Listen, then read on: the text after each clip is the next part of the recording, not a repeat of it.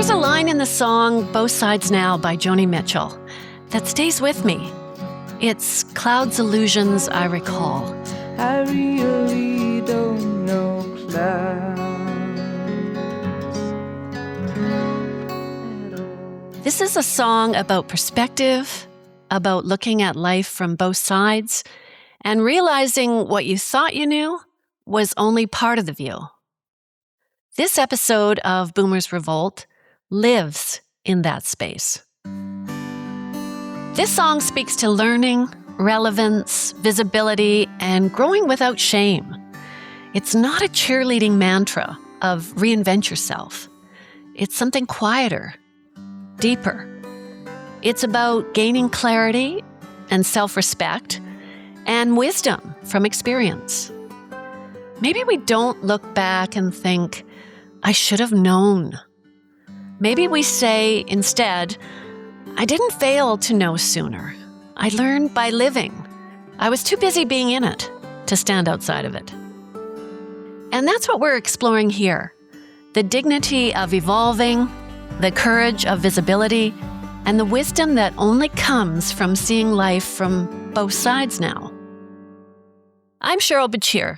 I'm 69, curious as hell, and not done yet.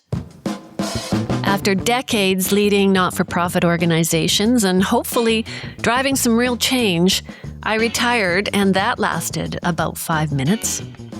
I've spent a lifetime asking hard questions of organizations, communities, and some remarkable people. So this isn't a retirement project. It's my next chapter, on my own terms. In each episode, we dig into real stories of rebellion, reinvention, and resilience, and what it actually means to grow older in a world obsessed with staying young. This is Boomer's Revolt.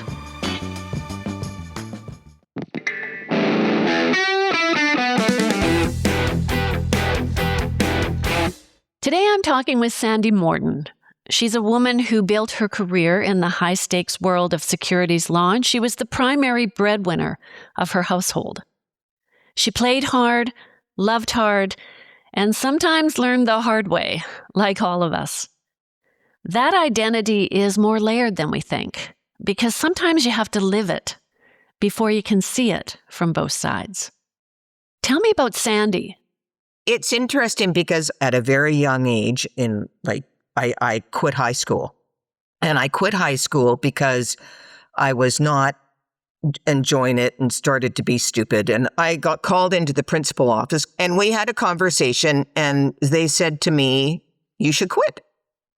School's not doing you any good. You might as well just go. And I went, okay. And off I went.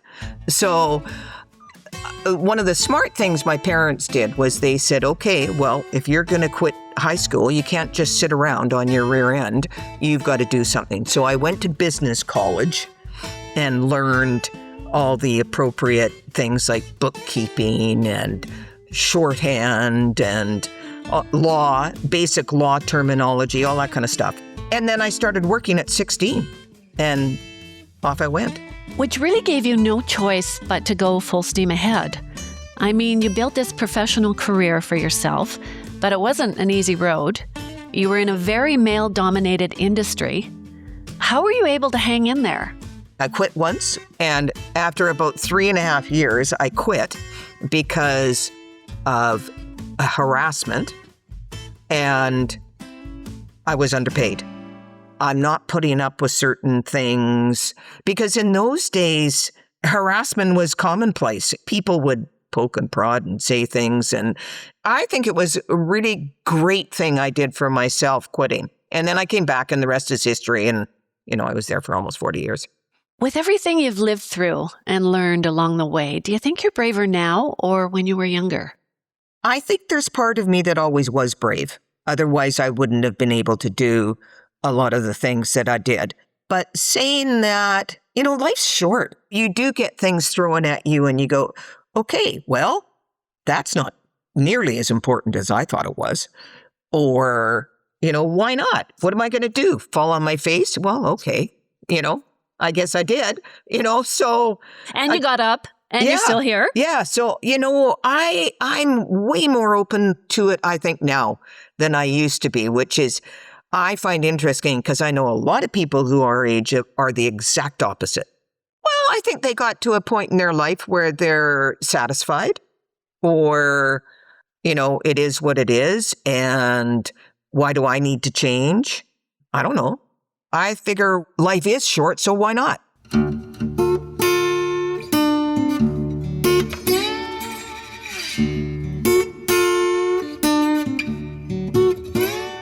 As everything is changing around us, we're on the crazy train going to crazy town. What do you feel most rooted in now? Is anyone ever rooted? I think there's areas of which I feel rooted, like my children. Like I absolutely adore my kids. I feel secure in where I live because of my financial means of the past. I own where I live, so I don't have to worry about my day-to-day rent, and that is huge. I think I'm lucky that I don't have to struggle with that. Rooted is an interesting term because I'm happy where I am in my life. I'm confident where I am. Rooted, I don't know. Like, rooted to me, I don't know whether I call it that. So, for example, if you were to talk to your younger self, at this point, the woman who had been carrying so much, what would you tell her? The way to go. What would you? But I'd also say, really think about what you're about to do. If it's a life-changing decision, although when you're young, half the time you don't even know that. But you're not even thinking about it. Yeah. I would be truthful with yourself, like why you're doing that.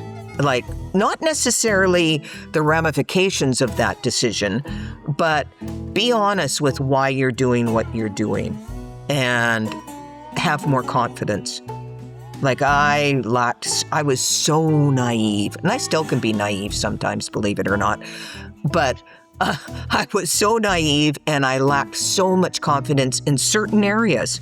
Certain areas, like, look at me go. But certain, not so much. So maybe that just comes with age and wisdom. I don't know. But for me personally, I think I needed to believe in myself a bit more.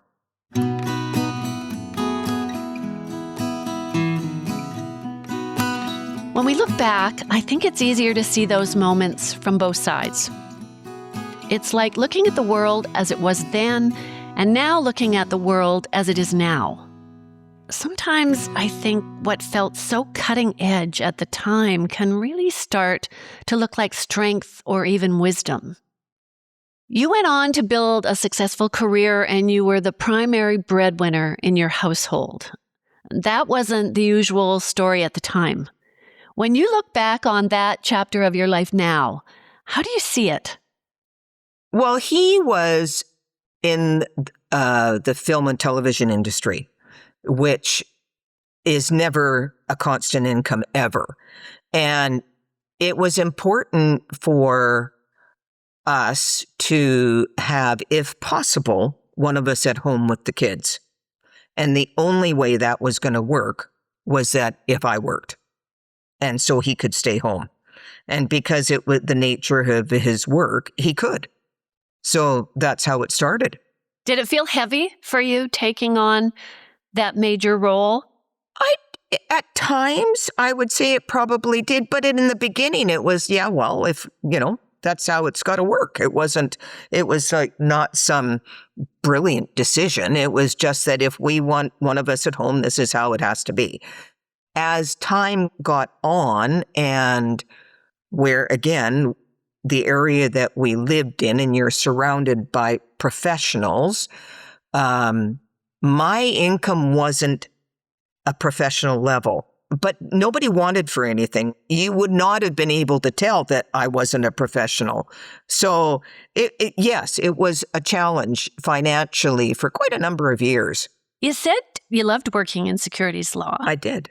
certainly gave you something financially, but what else did it give you having made your way up, on your own terms? I think I had the one goal I always had my entire life is I wanted to own a home. So I set out with that goal in mind. And why I was so lucky with my work is that the two fellows I worked for were total opposites of one another. One was he was a promoter. He was a lawyer, but he didn't practice law. The other one was one of the most humble people you'll ever meet in your life. And I felt, and I still say this, if you're lucky enough to meet one person like him in your life, oh my God. And he was it. It was such a treat. So I was very lucky that I had kind of both sides of the spectrum attached. And anyway, and we all got along and, we loved being together until it wasn't. Was there a moment when you thought in your career or along your path that if I'm not doing this anymore, who am I? Who would I be? Yes, I did go through various times when it was like, oh man, what if I hadn't made that decision? And I have very few regrets, but if I had to go back, I would have finished school and I would have perhaps seen what I was capable of. I think with me choosing that, I felt I didn't have the opportunity because I was concerned about surviving and providing for the family. And I mean, that sounds really serious, but it was a choice I made and it was great. I love my kids and, I didn't miss anything and blah, blah, blah. Right. When you look back, is there something you were striving for then that now you're no longer striving for? Well, I guess I'm confident in myself. Like I still, question, and I'm a huge worrier, but I think you get to a certain age, if also you're financially able, that I'm pretty proud of what I did. It wasn't common, which is why I brought up about leaving high school. Because I wasn't going to, because I've kept it hidden for so many years because people are judgmental and full stop. And even up until probably 6 months ago, these people I've known for 3-4 years, I could see the look on their face when they found out and the subject was dropped, bang, dropped. It's so courageous. I mean, it's so courageous and brave. This is courageous and brave. What does strength look like to you now? Confidence is a lot of it. I think it's a really good example. And I hope that they can see that they can do things that aren't necessarily the status quo. But you have to work hard and you have to be willing to sort of go with the flow, which is interesting because I hated change. Did you? I just wanted to all stay the same. So it was probably until I was 50 and life threw me changes that I went, oh, okay, so I can't necessarily dictate because for a lot of years, that's what I did was dictate what happened in life, that it's going, oh, okay, well, life isn't always what you think it's going to be. No kidding. You better adapt or you're going to turn into this bitter, miserable, hunk of person. So now I'm pretty good with change. When we talk about seeing life from both sides now, I think relationships might be where that shows up the most. Many folks who married young are reassessing their relationships later in life. In fact, boomers now have the highest divorce rate of any generation. It's called gray divorce, and it's surged, tripling for those over 65 since the early 90s. You're part of that story, Sandy. When did it become clear to you that that was the path you needed to take? a lot of people, including my ex-husband, didn't fully understand why. Because in appearances, I had this wonderful marriage. You had the house and you had the dog and you had, I could do what I wanted. Softball was huge in my life, and I played on 2 or 3 teams at a time. So it wasn't understandable because on the surface, it all looked great. But I was unhappy for probably 10 years before I left. And I felt when I wanted to, I could not, because my responsibility was to my children. They were young teenagers, and I felt that if I left at that time, it would be a disaster. Now, whether that's true or not, who knows? But in my mind, forget it. And because I did have a good life in a way, like we didn't fight. It wasn't abusive. It was just like we were roommates. Yes. Right? Yeah. Growing in different directions. That's right. So it wasn't like it was this awful thing you hear about, all these people getting divorces because of, the bad reasons. But there was, on my end of things, respect and honesty and integrity. I had lost those. So I didn't want to go through my whole life. Sure, I could have done it. And I think there's a lot of marriages out there where it's like that. But for me, that didn't work. So those were your non-negotiables, really, right? Yeah. In moving on. And then there was life events that also pushed me to finally do it, because my life was fine. It wasn't like it was terrible, but I got a few things thrown at me that anything that stands out that you want to share? Cancer. That'll do it. So, because I got a cancer diagnosis, which was, in the grand scheme of things, a baby cancer. But when I found out about it, I didn't know what was going to happen. Like, was I having chemo? Was I having radiation? Were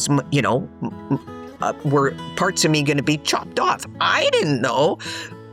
But I felt I am not liking where I am in my life. So how fair is that? Like, what happens if I have to go through 6 months or a year and my husband has to look after me, and then I go see you later?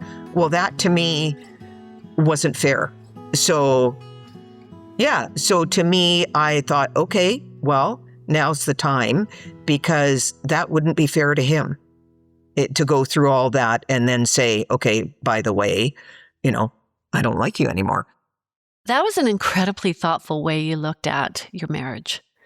It wasn't just through the lens of how it ended, but through the lens of what was fair for both of you. Not everyone is able to step back and see a relationship that way. Looking back now, what did that experience teach you? I'm clearly not any good at it.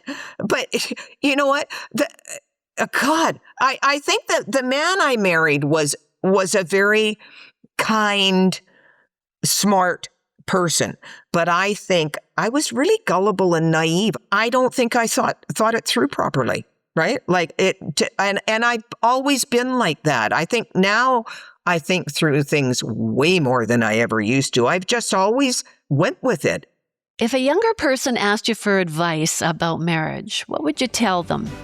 I don't tell you what to say. I don't tell you what to do. So just let me be myself. That's all I ask of you. I'm young and I love. As for and advice, I just think you'd have to be, okay, I want to marry this person. And again, I'm not any good at this, so I'm just telling you my opinion. I think you need to be honest with what do you want. Like, and look into the future, even though you can't tell it. Like, in 10 years, 20 years, is this somebody, do you have the same ideals? Do you, is the person truly honest? Right? Look at their parents. If you see, say, you're with somebody and the parents are bigoted or racist, you can try really hard not to be that person, but it is still who you grew up with. So you have to look at all angles is what I'm trying to say. But again, like I apparently sucked at it. So, however, I have 2 wonderful children. So there you go.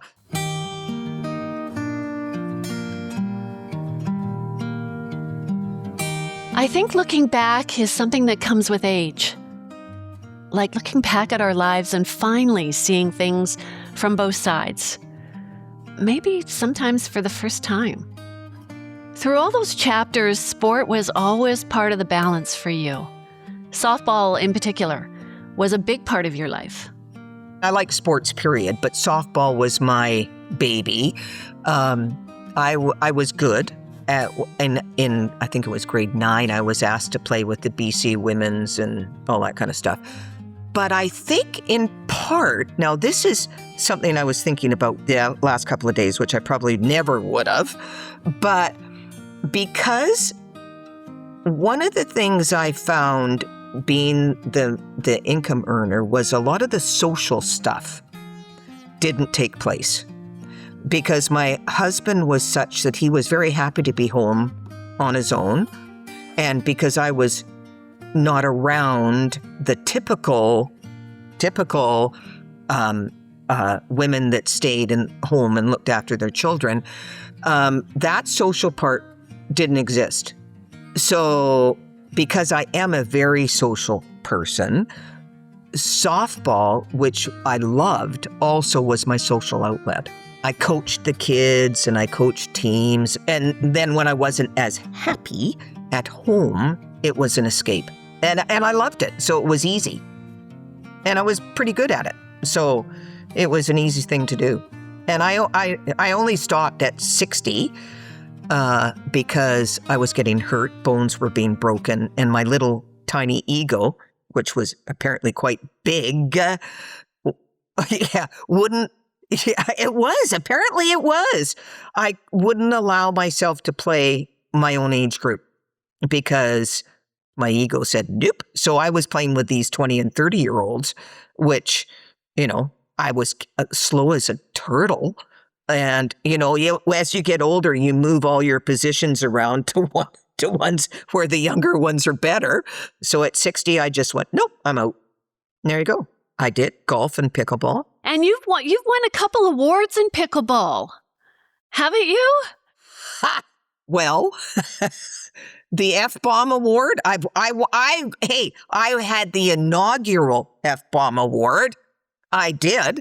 The first couple of years, I did nothing for about a year after I quit softball. It's sport-wise. And at that point, I'm on my own and blah, blah, blah. And I went, I am going to go out of my mind if I don't do something physical, because I like activity, even with not just sport. I just like being active. I was determined. The hard Sandy came out for a little while because I wanted to be the best that I could be, whatever that was going to be. I didn't expect, Olympic level. I just wanted to be whatever I could be the best at. And then that changed after a while. When my daughter got cancer about 3 years ago, and that really changed my perspective on life, let alone me having cancer. It was one of probably the worst moments of my life. But nonetheless, it changes that drive to things get put in perspective.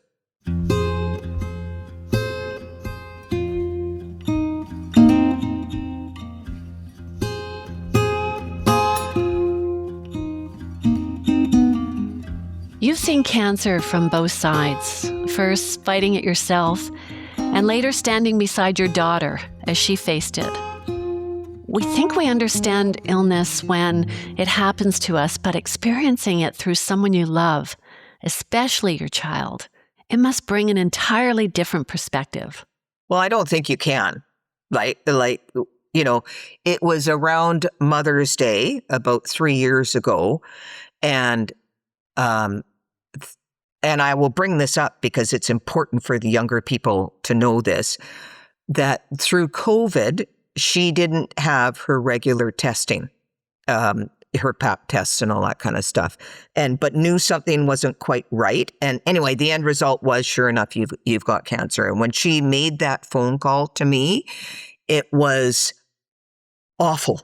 It was one of the worst things I've ever experienced. It's not supposed to happen to them, but she came out of it wonderfully well.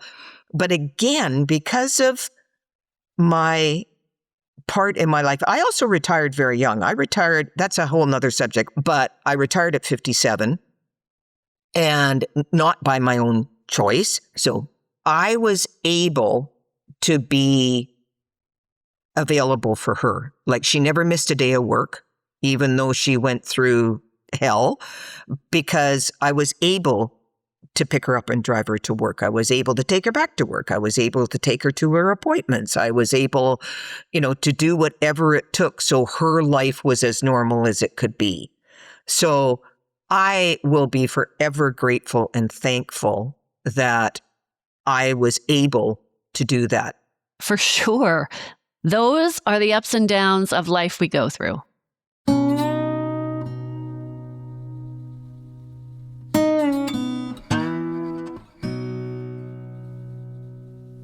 You opened the door to a really good question about retirement. You were pushed into retirement. So what was that like for you? It was huge because I loved my work, my job, the people, and my job just sort of was taken out from underneath me, and that was the end of that. And I had 6 months pay that I never received. And it was heart-wrenching, actually, because we were like a family. So it was really, really difficult. But I think because of all those other things that had gone on in my life, it was like, okay, well, what are you going to do? So I wrestled with, do I go back to work? And I knew at that point I didn't want to go back into the same career. Do I volunteer? So it took a long time, again, because I was able to do that. If I was forced into having to get another job immediately, this would be a whole different story. So if somebody gets something like that thrown at them, I would say, depending on the point in your life, like at my point, I was 57. If you have a choice, do something that makes you happy. Do something that's going to fulfill you in other ways. Sandy, every generation has a rebel, a villain, a disruptor. Who was Sandy? Oof. If I had to pick with those options you gave me, I would probably pick more of a rebel than a disruptor, because I don't know whether I was confident enough to be a disruptor. I don't think I've ever been maybe certain people might think I was a villain, but I don't really think so. I think I'm just who I am, right? Like, I'm out there. Life's, you know what? Life, you should enjoy life. There's too many people that something goes wrong and they're depressed or they can't deal with things. Like, again, I go back to the integrity and the honesty. You can only do what you can do. And I firmly believe is people try their best. And like, I didn't get married hoping to get divorced. Like, somebody asked me that. Yeah. Somebody asked me that not that long ago, like within the last year, like, why would you leave a marriage after 30 years? And I went, I answered, but I also thought it was a dumb question. Those life experiences like marriage, kids, career, and divorce, sometimes they really help shape who we are. But when we look at the path we've traveled, it's hard not to feel some regret. Do you feel regret? There's very little regret. There's a couple of things I regret. What I would have done is I perhaps would have made some different choices.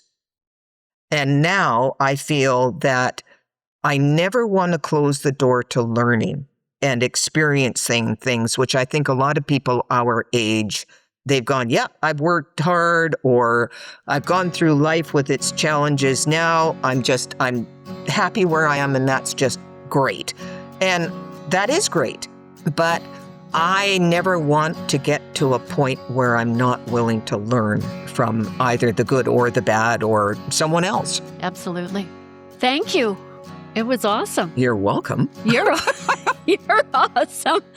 As we close today, I'm thinking about what it means to see something from both sides. Don't abandon what you once believed. Don't feel shame about who you used to be. I think we should celebrate the fact that we're living our way into understanding. Having perspective isn't proof that you were wrong. It's proof that you stayed in the game long enough to learn. Like the song suggests, we don't outgrow ourselves. We expand. We hold wonder and we hold disillusionment. There's the certainty and there's the questions. There's a version of us we didn't know yet, and the version of us who knows a little more now. Maybe wisdom isn't about having it all figured out. Maybe it's about being able to say, I've seen this from both sides now, and I'm still here. Still learning, still loving, still becoming. This is Boomer's Revolt. I'm Cheryl Bachir. Until next time, keep growing, not because you were flawed, but because you're alive. Thanks for listening.